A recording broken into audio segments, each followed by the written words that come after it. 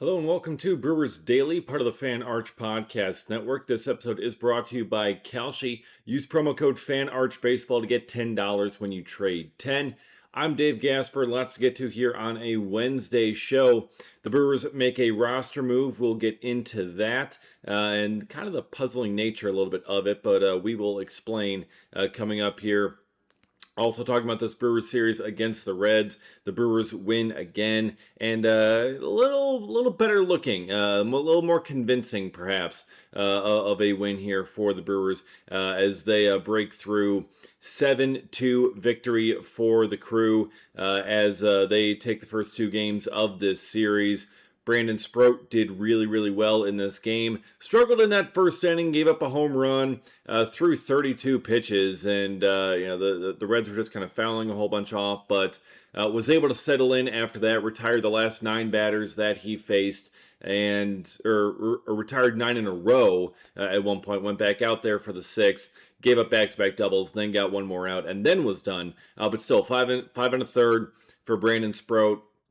2 runs, but pitched really well, looked really good, settled in quite nicely in this game. And the Brewers offense was able to break through with runners in scoring position. It is a miracle. Somehow, it's not just a couple hits, it's not just 1 or 2 here or there. The Brewers went 5 for 11 with runners in scoring position on Tuesday night. They were able to just keep the hits coming.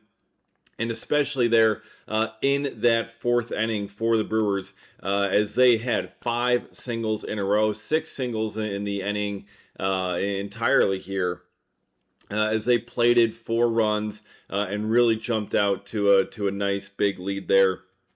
And they were kind of able to be on cruise control the rest of the way from that as they got to Rhett Lauder. Rhett Lauder nearly threw an immaculate inning in the first. I mean, he was 1 pitch away. He had Bryce Terang 0-2, was about to have it, but Bryce Terang just fouls off the 0-2 pitch and then strikes out on the next one. So it's 10 pitches, 10 strikes, 3 strikeouts for Rhett Lauder. But then the Brewers were able to start making some adjustments after that and able to get themselves some runs across, and that was big part for the offense breaking through on that one, being able to get a Garrett Mitchell RBI single in the 2nd inning. That really helped with runners in scoring position. Jake Bauers, incredible base running by him, cutting the bag at 3rd really well. Great slide in a home plate.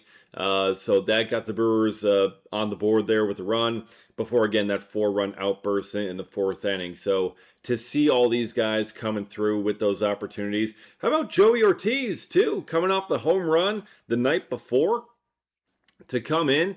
He ends up coming in a bases loaded situation there in the 4th, and he drives home too with a single to right field, kind of a high chopper over the first baseman, but makes it through, brings home 2 runs. And Joey Ortiz, as much as there has been kind of that concern about when he comes up with the bases loaded, this season with the bases loaded, Joey Ortiz 3 for 9, so he's hitting .333 with 9 RBIs in those situations. So we will take that. We will very gladly take a .333 batting average for Joey Ortiz with the bases loaded. So he did a really nice job. The Brewers offense, all together there, getting those hits with runners in scoring position. Bauers adds a home run, a solo shot. Churio adds a home run. But really just kind of overall pretty solid offensive night for this team. So maybe they're starting to click there a little bit. And also starting to click, Sal Frelick finally getting back on track here in the month of June. June now over. We have hit July. The calendar has turned here. And Sal Frelick is finally heating up. I mean, you look at his numbers for the season. I mean, it was abysmal the first 2 months. April, March, Sal Frelick hitting .211 with a .645 OPS. Then in May, Sal Frelick hitting .217 with a .503 OPS. The on-base percentage way down, the slugging way down. Was not able to do much at all. Just 3 extra base hits in the month of May. Really struggling there. And then in June, Sal Frelick hitting .348, had 24 hits in the month, an OPS well over 800. Frelick is finally starting to turn things around here at the plate, as he's done here over the past couple of weeks. This is what the Brewers have been kind of expecting and what they've been needing from Sal Frelick in this lineup. Again, he's not going to be a big power home run hitting kind of guy. I know he showed up, with some extra muscle mass previously, for the season, and had a little bit more power, a little bit more home run power, but that's still not going to be his game. He's going to be an on base, scrappy kind of guy trying to steal extra bases, but you need him to get on base, and he's been doing that so much more lately, getting some really good contact, showing some really great ball strike recognition, being able to make good contact. That is what you love to see, and that's what this team has needed out of Sal Frelick, because he's been down in that bottom of the order, and the bottom of the order has been a problem for the Brewers this season. Obviously, Luis Rengifo was a part of that. He's gone now. Cooper Pratt has largely replaced him. He was not in the lineup on Tuesday night, but still, it's Sal Frelick, and it's the left side of that infield. Whoever's playing shortstop or third base, those are the guys making up the bottom three spots in the order on most nights. So to be able to get Sal Frelick going a little bit like this, that is really, really a strong sign. Having a great month of June. Hopefully he can carry that over to July. But Sal Frelick bumping up his batting average on the season to 252. So considering where he was at prior to that, coming into the month, I mean, that is a major, major improvement. 252 average there, and now a 664 OPS. Again, Sal's OPS is never really going to be too high over the course of a season, just because he does kind of lack that slug. But the fact that coming into the month, Sal was hitting 214, to be hitting 252 on the season at the end of it is a massive, massive step forward. So also another great diving play out in right field as well. So Sal's turning it around. That does, breed some hope here for the bottom of the Brewers lineup. All right, and the Brewers lineup, or Brewers lineup in general, putting up a whole bunch of runs and able to get us to cash that Brewers 1.5, over 1.5 win total, or the spread. Sorry, on it's been a week. But the spread, winning by over 1.5 runs. Brewers able to do that for this game, as we talked about on Kalshi, with promo code FANARCHBASEBALL for the game on Tuesday. And you know what? I think we just really got to run it back. I think the Brewers offense starting to click a little bit here. The Reds have been so bad. Especially against the Brewers. We'll get into that. So I'm going back with it.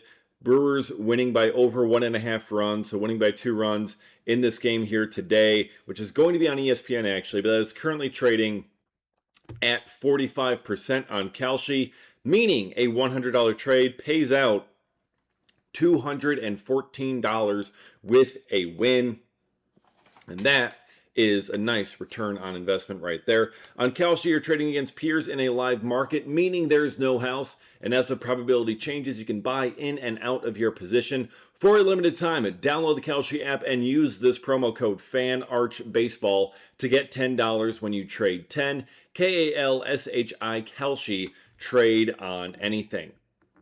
All right, speaking of the Brewers and the Reds, going back over the last 5 years, about the last 69 games between the Brewers and the Reds, the Brewers have won 50 of them. 50 of the last 69 games that they have played against each other. That is an absurd level of domination. Goes all the way back to 2021, the stretch that this has been for the Brewers against them. The Reds just feel like they can never beat the Brewers. And for a long time, I mean, it's Christian Yelich's domination of the Reds. Christian Yelich not so much doing that in this one, especially here on Tuesday. But still, for one team to be able to dominate another like this for a lengthy period of time. And the Reds have been, I mean, they've been the pick to click. They've been the team on the come up for a couple of years now. They made the playoffs last year. The Brewers still just own the Reds. And, I mean, for a while, the Brewers had that same kind of thing with the Pirates, where they just completely dominated the Pirates all the time. But to have this stretch, to have this kind of a record, 50 wins in 69 games against just one opponent. That is incredible, especially for a division opponent, for a very close division, very tight division. For the Brewers to be able to do that, I mean, it just kind of speaks to not only the success that the team has had over the past, 5 years, but also, I mean, just what they're able to do against a division opponent. And even though the Reds have been pretty solid, they've been underachieving for the past several years. Again, they did make the playoffs last year, so they did take some steps forward there, but still underachieving with some of the talent that they've had, and the Brewers have just kind of exploited it almost. And you have rivalries, you have things going back and forth, and usually over this much of a sample size, things do tend to even out because there are so many players that were on that 2021 team that are no longer on this Brewers team. I mean, you can probably count on one hand the number of players that are still here from that 2021 team. Okay, I mean, you got Christian Yelich, you got Brandon Woodruff. That honestly might be it. Honestly, I think that might just be it. Just those two guys. And really, for all of that turnover to happen and the Brewers still to continue to dominate the Reds, is it really just says something about the way this organization is run. Not only this organization, but also the Reds organization and how they have been run. The fact that they have not been more competitive against an interdivision opponent. And with all the talent, all the prospects and guys that they've had coming up, that they have not been able to really kind of fully put it together and click. I've seen a lot of Reds fans kind of reacting to this stat, and they're like, I'm surprised we've won 19. Like, I mean, the Reds fans are absolutely, I mean, they're aghast by this, but they honestly can't even count probably the 19. They thought it'd be far lower and worse than that because, as Brewers fans, it kind of feels a little bit, different. It's like, oh yeah, so like you beat the Reds, okay, that's cool, moving on. But for Reds fans, it's like the Brewers again, like we just keep getting swept every single time by them. We can't win a single game. We can't win a series against these guys, and it gets frustrating for them after a while, which I get. Certainly for Brewers fans of a certain age who remember the early 2000s or the 1990s, like that's what pretty much everyone else. That's what the Brewers were to everyone else. They were the doormat of the American League or the National League. Pick whatever league you're in. When they flipped and whatnot. So it is an insane record though. That the Brewers have against the Reds, and they're going to try and keep it up for 2 more games here and try and finish out this series. And also, the Brewers are going to have to be doing it perhaps, well, with a little bit of a deeper bullpen. The Brewers making a roster move prior to the game on Tuesday night. Garrett Stallings gets called up to the major leagues. Once he gets in the game, he will be making his major league debut. 28-year-old right-hander. Going to be a reliever for this group. Has gotten some starts down there in AAA Nashville. Kind of a mid-threes ERA kind of guy. Has been doing pretty well for Nashville. So he gets an opportunity to come up. But he's mostly going to be kind of fill-in mop-up guy, I would imagine, just to kind of give him some length. Because Joe Kunal's been a little shaky in that bullpen. And Chad Patrick's now been used in 3 of the last 4 games. So that could present an opportunity where they just kind of need an arm to carry some innings there. But Robert Gasser is the one who gets sent down to the minor leagues to make room for Stallings. And he doesn't just get sent down to AAA. He gets sent down to rookie-level Arizona, the Arizona Complex League, which is kind of a surprise. Like, okay, I didn't think he was doing that bad. But Robert Gasser, obviously not going to be able to pitch for a couple of days because he just started the other game. But here's the thing. Robert Gasser is in all likelihood going to be coming back and making his next start in this Brewers rotation. In all likelihood as the 27th man for the upcoming doubleheader against the St. Louis Cardinals next week. That is the anticipation for Robert Gasser. He's going to be down. The Brewers get an extra bullpen arm that they kind of need here for the next couple of days. And when the time comes, they are going to be able to call up Gasser to be that 27th man. Now, some of you may be looking at, like, doesn't he have to be down for 10 or 15 days or something like that before he can get called back up?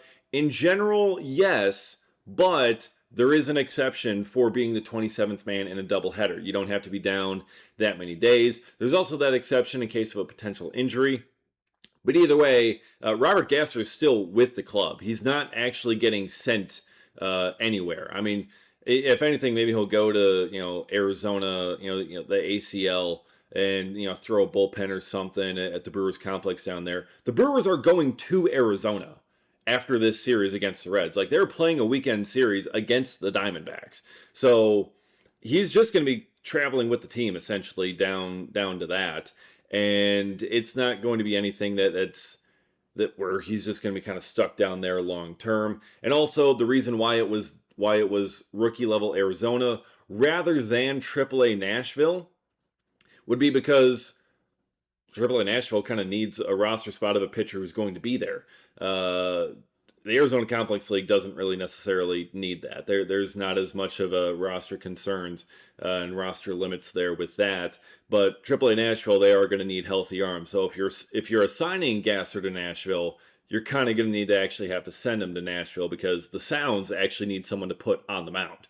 So instead, they decided to put him with Arizona. But Robert Gasser will be back. This is not going to be a permanent kind of demotion kind of thing or anything like that. He's in all likelihood coming back for that doubleheader. So when he gets sent out, Garrett Stallings is going to be up to help out this bullpen for a little bit, and the Brewers are going to try to get the series win here today. The game's going to be on ESPN tonight, so that is going to be a little bit of a change there, but 7:10 first pitch. Shane Drone on the bump for the Crew, and we'll be breaking it down here the next day as we always do on Brewers Daily, so be sure to subscribe and get notified when new episodes drop. If you have not already, follow me on Twitter at dgasper24 for some great Clubhouse content that I got going up over there as well. Appreciate all of you watching and listening, and we'll see you again next time for another episode of Brewers Daily.